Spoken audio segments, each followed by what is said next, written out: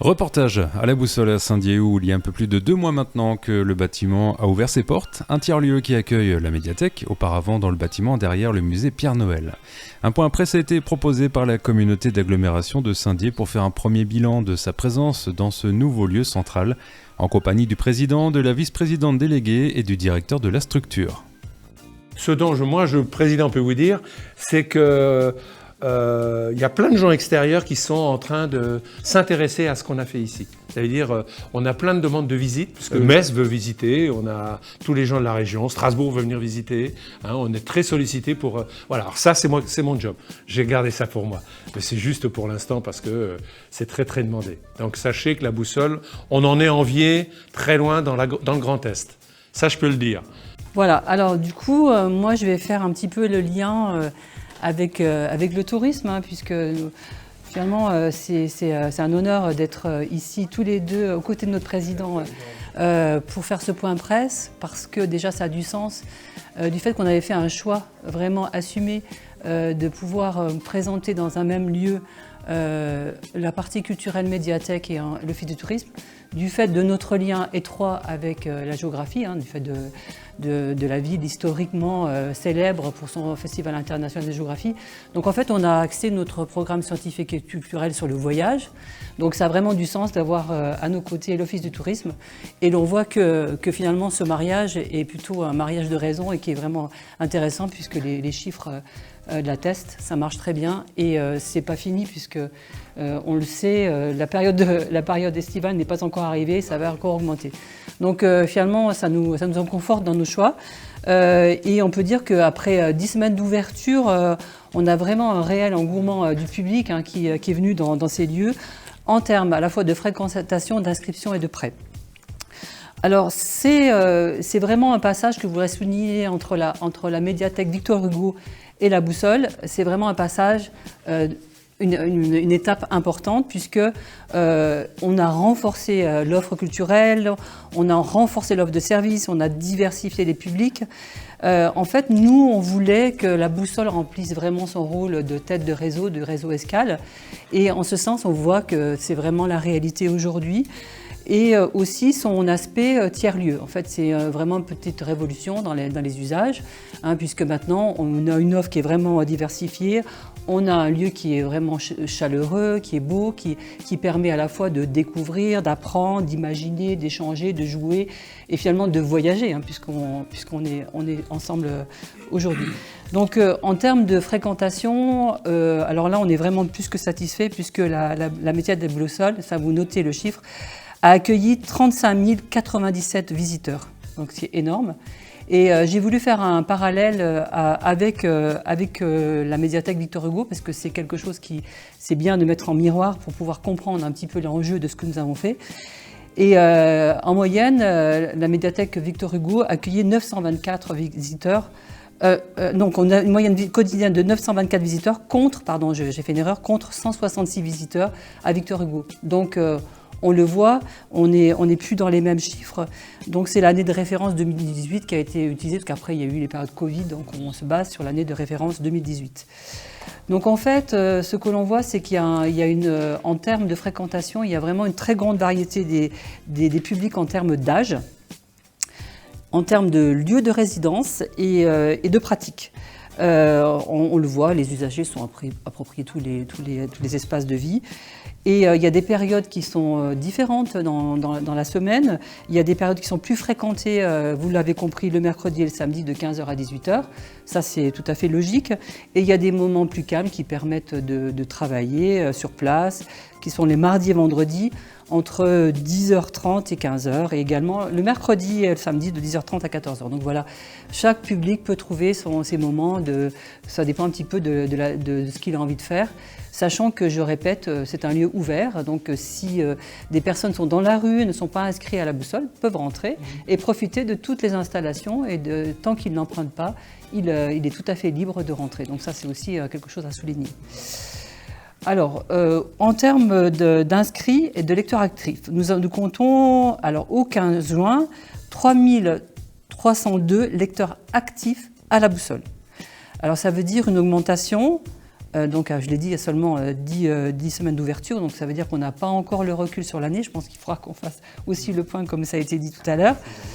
Donc, ça veut dire c'est une augmentation de 50% par rapport à la médiathèque Victor Hugo en 2018. Donc ça, c'est aussi des chiffres à retenir. Et puis, il y a aussi quelque chose de très intéressant, et ça, c'était notre volonté au président et à nous, de travailler sur la jeunesse. Et en fait, on a eu une inversion des publics, puisque entre les jeunes et les adultes, puisqu'il y a à la bibliothèque Victor Hugo, il y avait 41% de jeunes de moins de 18 ans et 59% d'adultes. Et aujourd'hui, on a 60% de jeunes à la boussole de moins de 18 ans et 40% d'adultes. Donc en fait, on travaille sur les publics qu'on avait visés. Donc ça, on est très satisfait de ce résultat. Ça s'explique par évidemment la diversité du support qui sont proposés, bien sûr, la présence des jeux vidéo, les espaces de travail, les espaces ludiques. On va parler aussi de l'ambiance du bâtiment, tout le monde s'accorde à le dire. Il y a aussi la curiosité d'être dans un bâtiment qui a ce niveau d'exigence. Donc on est satisfait donc d'avoir réussi pour l'instant, mais je pense que la tendance va se confirmer dans les mois qui vont suivre. Et puis aussi, ce qui est important, c'est quand même à dire que tous les âges sont représentés ici à la boussole.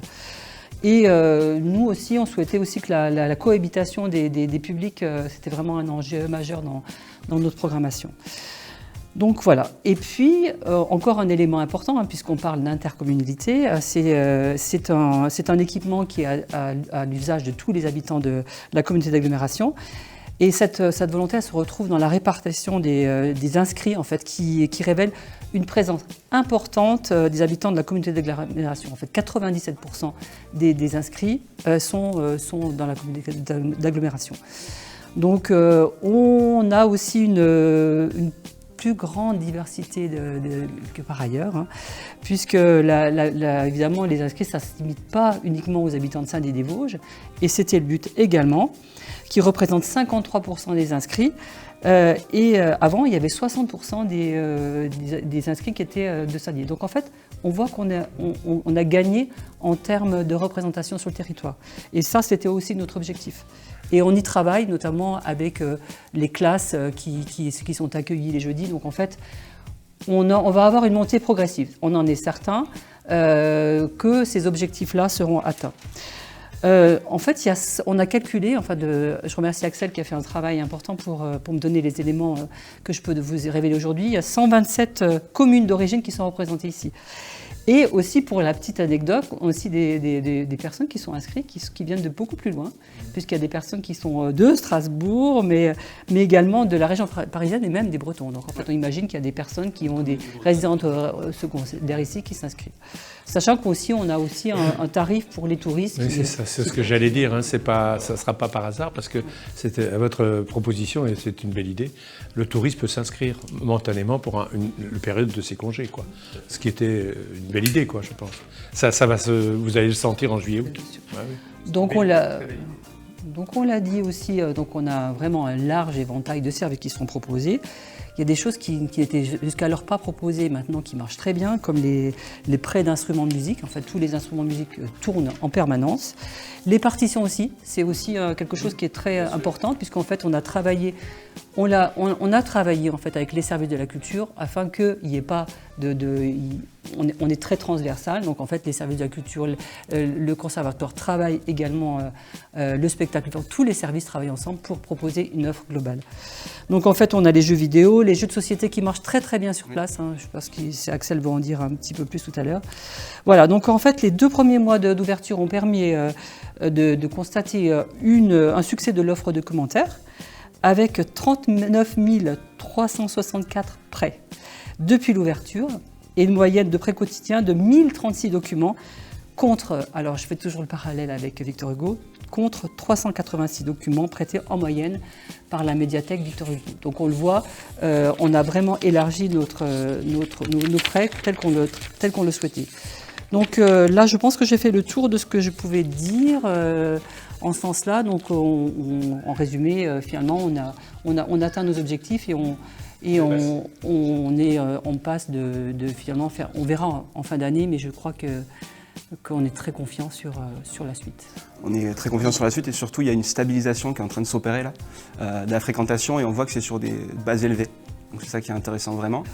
Et on a ressenti, et c'est aussi un avis de la part des usagers, un changement de dimension de la lecture publique. C'est vraiment modernisé et c'est quelque chose qui nous est... on est félicité sur ça par les usagers, donc c'est quelque chose qui est important aussi pour nous de pouvoir diversifier tout ce qu'on propose et on continue à se diversifier avec une projection sur l'année prochaine et sur l'ouverture de nouveaux services. Donc l'animation à venir cet été à la Boussole. Donc on a un programme qui est édité qui vous sera distribué à la fin, si jamais j'oublie quelque chose vous l'aurez. C'est un programme qui est juste pour juin-juillet celui-ci.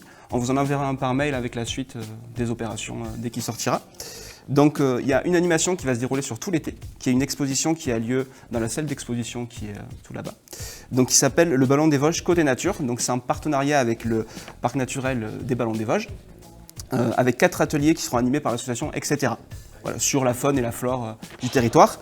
Ces ateliers auront lieu le 8 juillet, le 19 juillet et ensuite au mois d'août, le 16 août et le 23 août. Voilà. Tout sera repris dans le programme si jamais vous en avez besoin.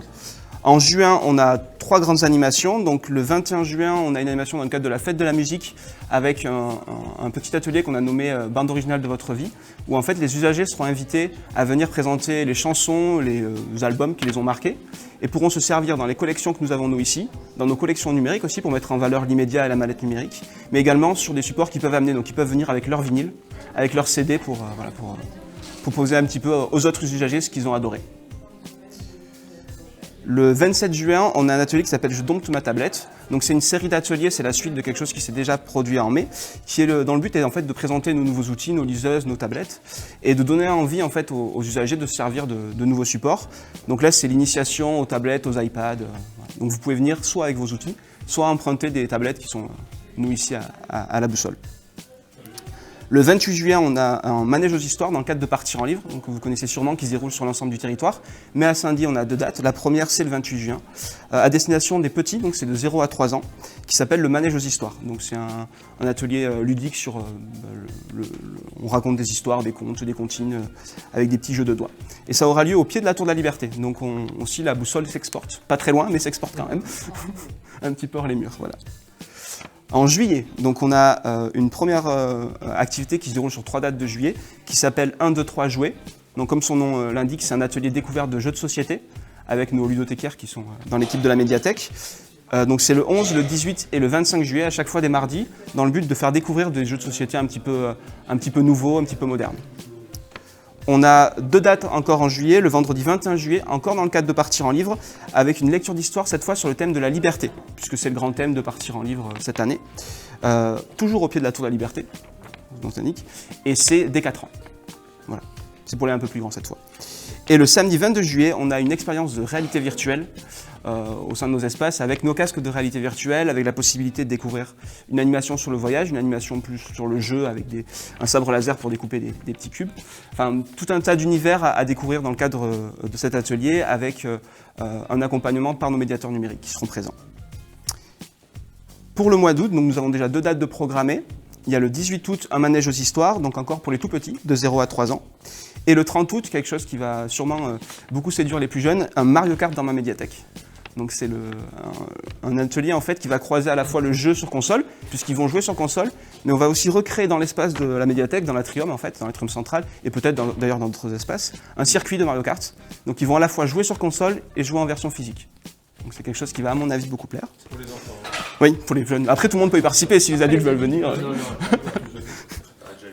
Oui, c'est ça. Mais ça risque d'être assez rigolo de voir le circuit se créer devant nos yeux. Et pour finir, à la rentrée, donc pour commencer l'année scolaire sur les meilleurs auspices, on va avoir une exposition du photographe Lambert Pêcheur sur des lieux désaffectés des Vosges, en fait, des bâtiments désaffectés, des espaces nature, avec des photos magnifiques. C'est ça, tout à fait. Un peu urbex, mais c'est aussi une façon de découvrir le territoire et de redécouvrir ce territoire-là. Et on a aussi, en dehors de ces animations donc, qui sont ponctuelles, des animations qui sont régulières, qui ont lieu en fait toutes les semaines. Donc on a des jeux de société le mercredi, le vendredi et le samedi, des jeux vidéo le mercredi, le vendredi et le samedi, et une permanence du numérique tous les soirs pour découvrir un petit peu nos outils numériques. Et tout se retrouve dans notre programme. La Boussole est ouverte du mardi au samedi de 10h30 à 19h. Information au 03 29 51 60 40.